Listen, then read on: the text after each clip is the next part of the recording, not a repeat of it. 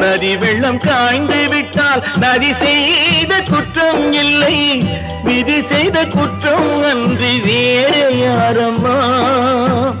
பறவைகளே பதில் சொல்லுங்கள், மனிதர்கள் மயங்கும் போது நீங்கள் பேசுங்கள். மனதுக்கு மனது கொஞ்சம் தூது செல்லுங்கள். நல்லவர்க்கெல்லாம் சாட்சிகள் ரெண்டு, ஒன்று மனசாட்சி, ஒன்று தெய்வத்தின் சாட்சியம்மா, தெய்வத்தின் சாட்சியம்மா.